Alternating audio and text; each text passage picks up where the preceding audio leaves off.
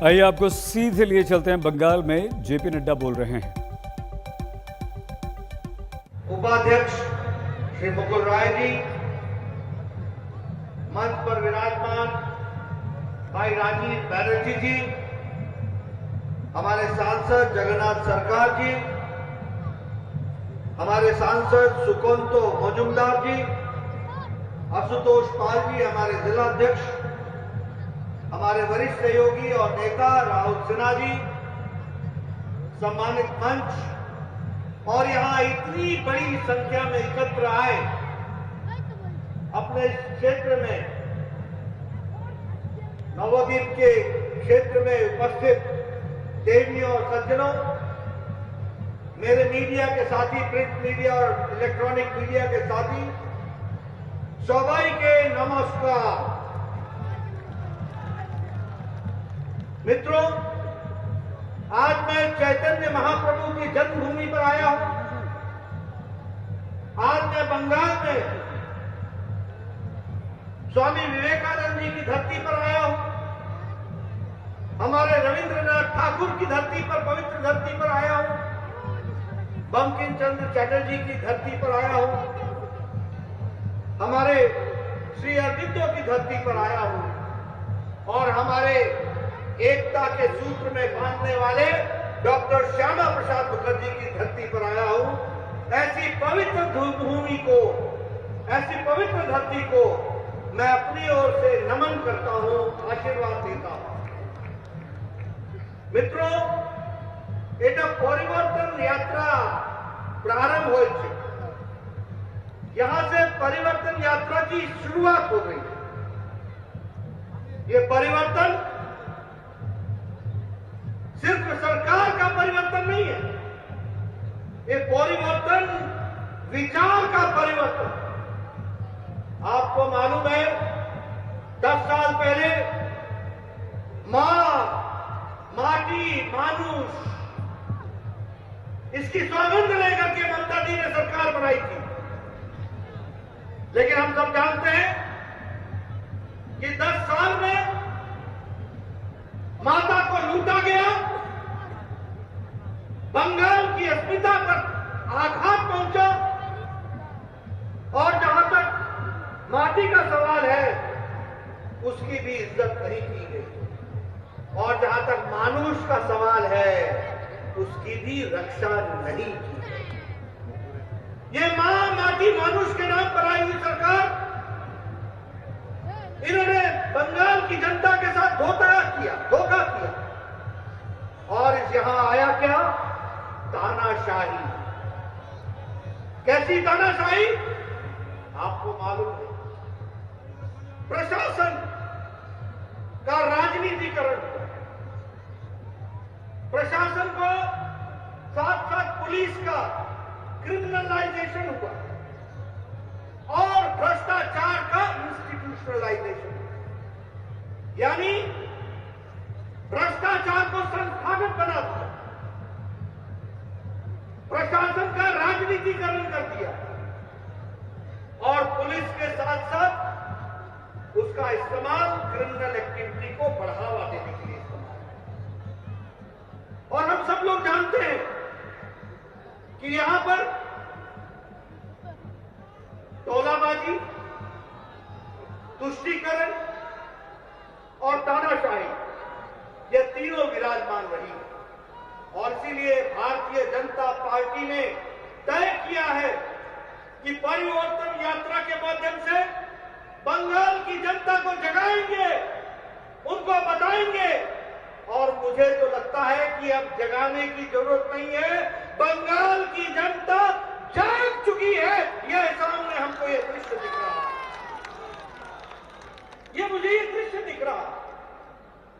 बंगाल की जनता ने तय कर लिया है। अभी 10 जनवरी को मैं आया था, कृषक सुरक्षा अभियान हमने चलाया, 40,000 से ज्यादा कृषक ग्राम सभा हुआ। आज मैं फिर एक ग्राम सभा में गया था, कृषक सहभाग किया, हजारों की संख्या में किसान आए थे। मैं उनकी सौगंध लेकर के कहता हूं कि यह यहां पर मोदी जी के नेतृत्व में जो किसान सम्मान निधि है वो आप तक पहुंचेगी, ममता जाएगी, कमल खिलेगा और यहां पर भी किसान का सम्मान होगा। इस बात को हमको समझना चाहिए। इसीलिए हम सब लोग जानते हैं, जब मैं श्यामा प्रसाद मुखर्जी की बात करता हूं तो मैं श्यामा प्रसाद मुखर्जी की बात इसलिए करता हूं कि उन्होंने नहीं सिर्फ बंगाल की रक्षा की। आप सबको मालूम है कि नेहरू के जमाने में बंगाल ईस्ट पाकिस्तान में जा रहा था, चला गया होता, ये बांग्लादेश के साथ मिल गया होता। ये श्यामा प्रसाद मुखर्जी थे जिन्होंने लड़ाई लड़ी और अगर पाकिस्तान के दो हिस्से हुए तो भारत के अंदर बंगाल को बचाने का काम श्यामा प्रसाद मुखर्जी ने किया। यह हम सब लोग जानते हैं। और जब वो देश में निकले तो उन्होंने कहा एक देश में दो निशान, दो विधान, दो संविधान नहीं चले। आज मुझे खुशी है कि श्यामा प्रसाद मुखर्जी के सपने को प्रधानमंत्री नरेंद्र मोदी जी की इच्छा शक्ति और अमित शाह जी की रणनीति ने धारा 370 को धाराशाही कर दिया।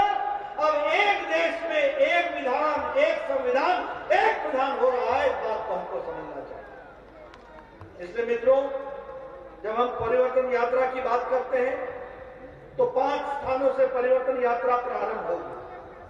आज उसका प्रारंभ इधर नवद्वीप से हो रहा है, 9 द्वीपों के समूह के नगर से हो रहा है और इसके साथ साथ यहां के क्षेत्र के विकास के लिए हम सब लोग कृत संकल्प हैं।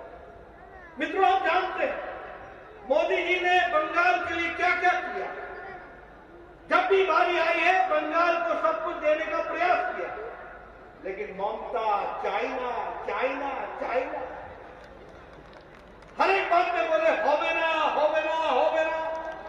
कहना होवे ना, मई महीने के बाद सभी कुछ होवे होवे होवे। इस बात को हमको समझना है।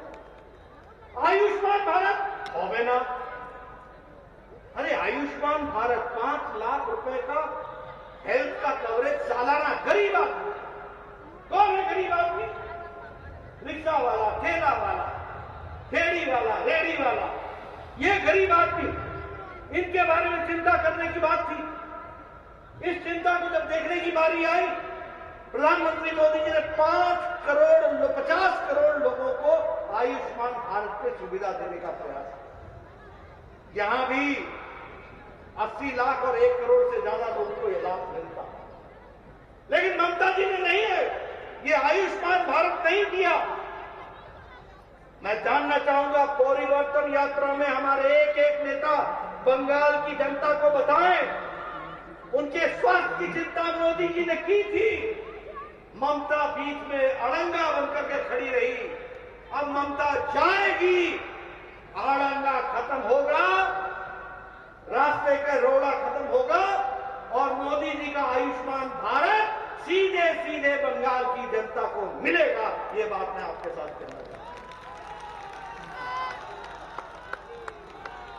प्रधानमंत्री किसान सम्मान निधि, आज तक लगभग 70 लाख किसानों को ये पैसा मिल जाता। कितना मिलता? एक एक किसान को 14,000 रुपए मिलता। एक साल का 6,000, 2 साल का 12,000 और इस साल 2021 की पहली किस्त 14,000 मिला। 70 लाख किसानों को।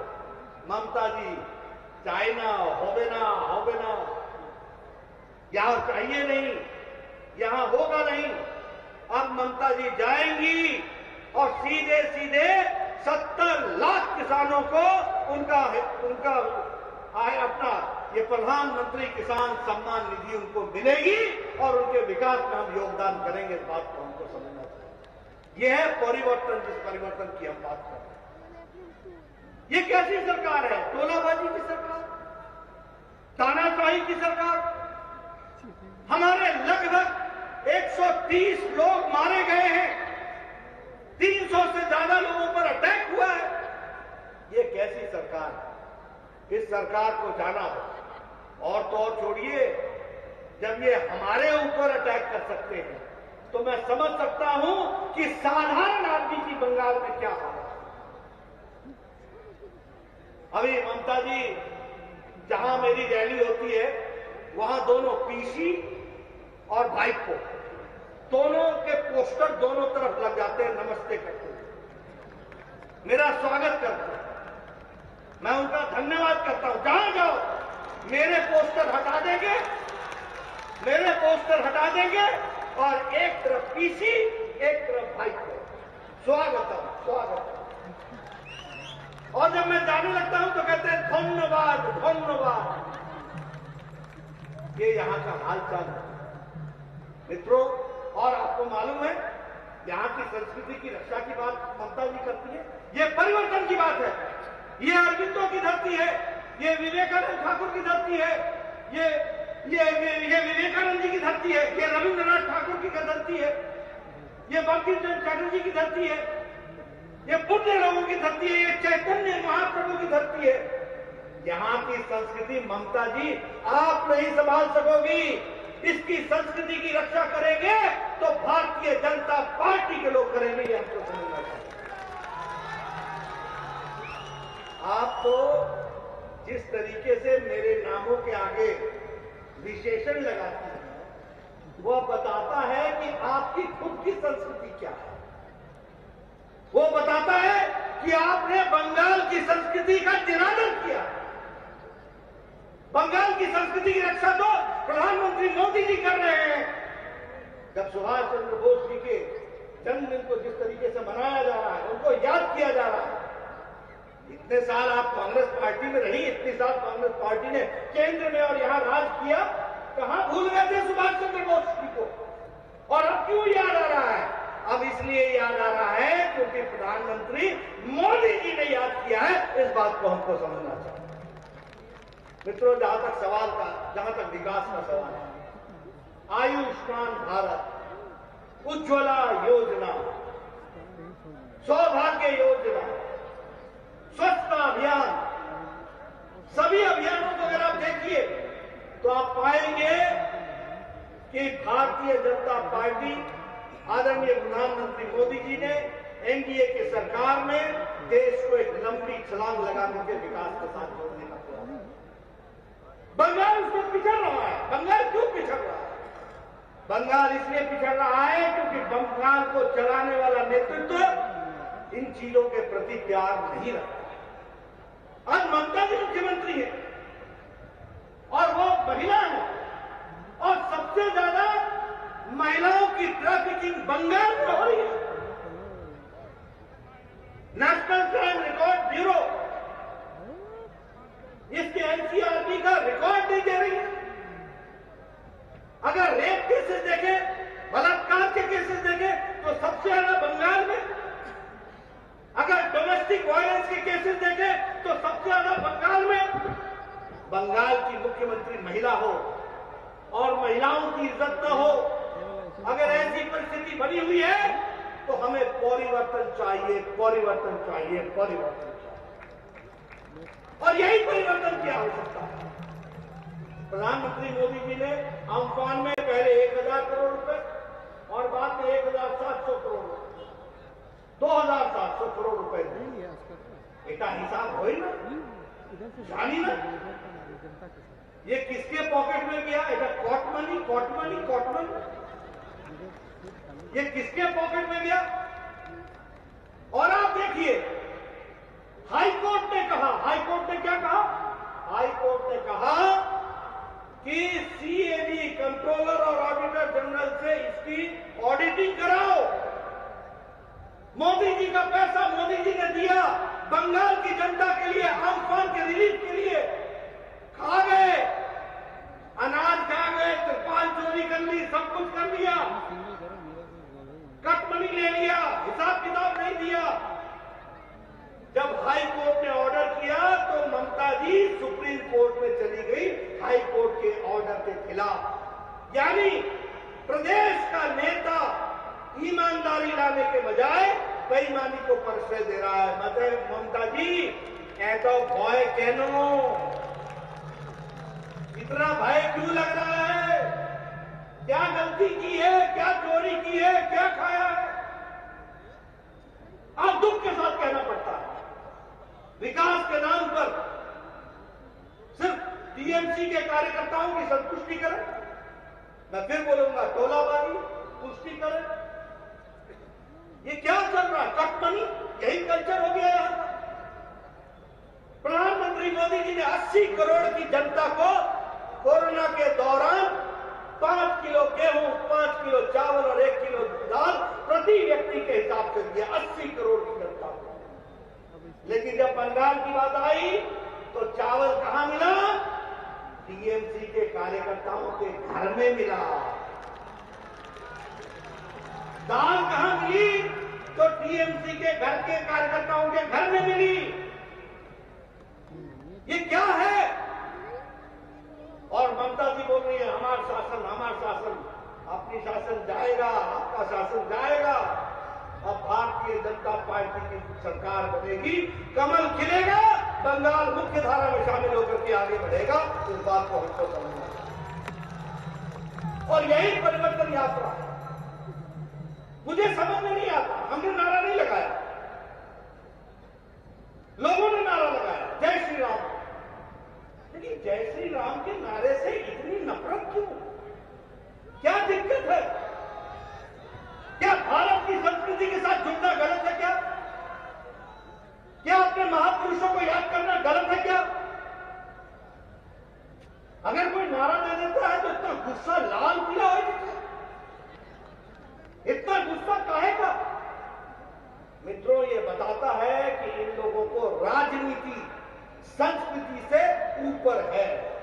भारत की संस्कृति की रक्षा नहीं करेंगे, राजनीति के कारण वोट के खातिर अपने जमीन को भी नीचे लगा देंगे। ये इनकी परिस्थिति आकर अपने कॉन्शियंस को भी मार देंगे। ये इनकी स्थिति आकर के।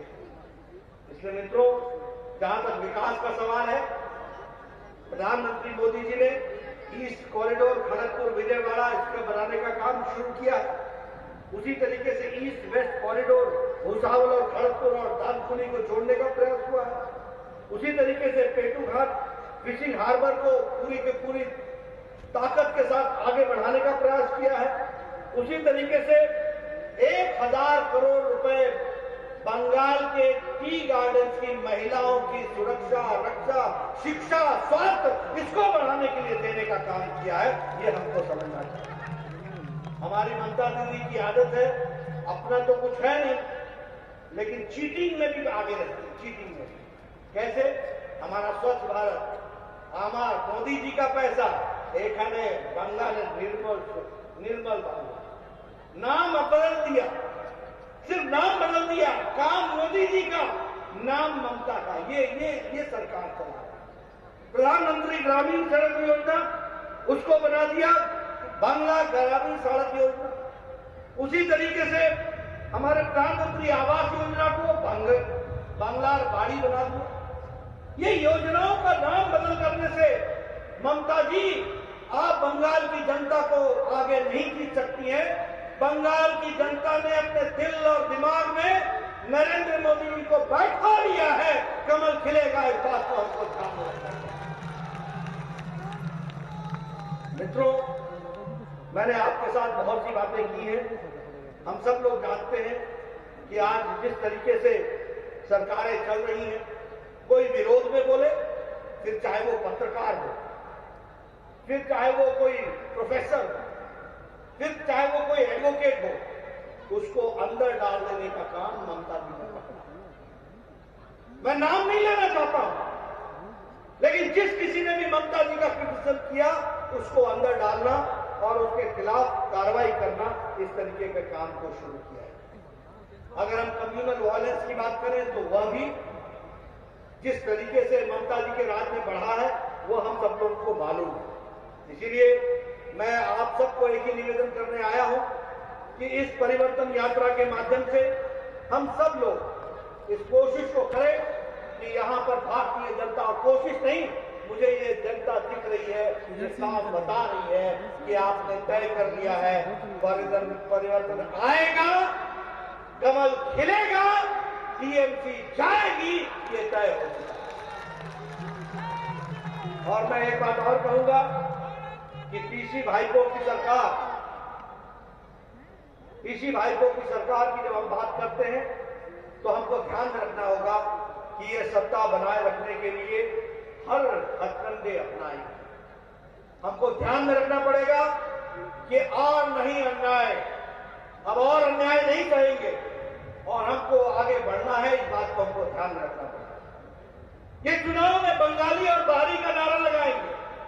मैं दावे के साथ कह सकता हूं कि बंगाल की कल्चर की रक्षा बंगाल का नेतृत्व करेगा और अच्छे से करेगा। इस बात का भी आपको विश्वास है।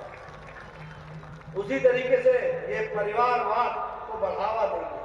पीसी भाईपो और कोई चाइना, इनको आपने भेजना है और यहां प्रजातंत्र की रक्षा करने के लिए हमको खड़ा करें। ये आरोप भी लगाएंगे, प्रत्यारोप भी लगाएंगे, लेकिन हमारा नारा एक ही होना चाहिए, आर नहीं अन्याय। अब और अन्याय नहीं करेंगे।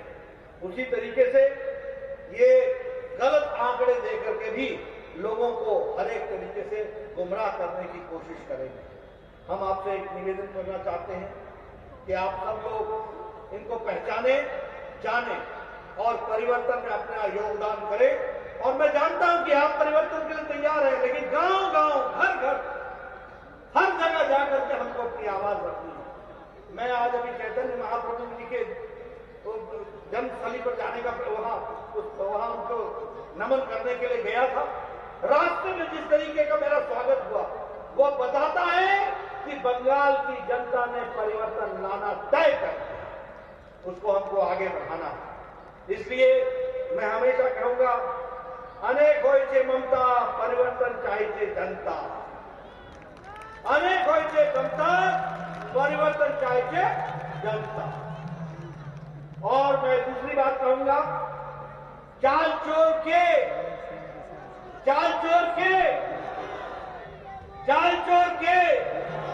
तिरपाल चोर के, राशन चोर के, गोरू चोर के, देखिए मैंने नहीं कहा,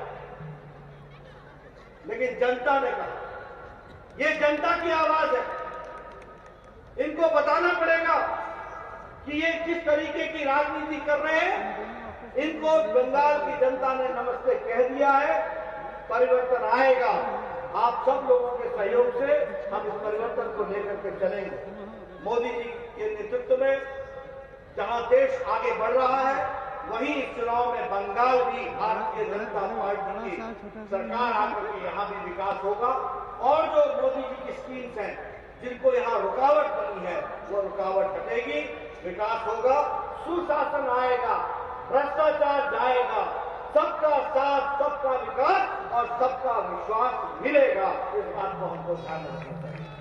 इसलिए आप सब लोग पूरी ताकत के साथ इस परिवर्तन यात्रा में जुड़े, यही मेरा निवेदन है। 5 स्थानों से परिवर्तन यात्रा निकलेगी। अगले 2-3 दिनों बाद मैं फिर आऊंगा, अगली परिवर्तन यात्रा को भी प्रारंभ करूंगा। हमारे गृह मंत्री अमित शाह जी आएंगे, वह भी 2 यात्राओं का परिवर्तन यात्रा की शुरुआत करेंगे। और यहाँ बंगाल में एक जिले से होते हुए परिवर्तन यात्रा निकलेगी। उसका हम सहयोग करें, समर्थन करें। बंगाल में जो नई हवा भारतीय जनता पार्टी के पक्ष में और ममता जी को नमस्कार करने के लिए आतुर है, उसका हम समर्थन करें, उसको हम ताकत प्रदान करें। इन्हीं शब्दों के साथ बहुत बहुत धन्यवाद। जय भारत, जय बंगाल।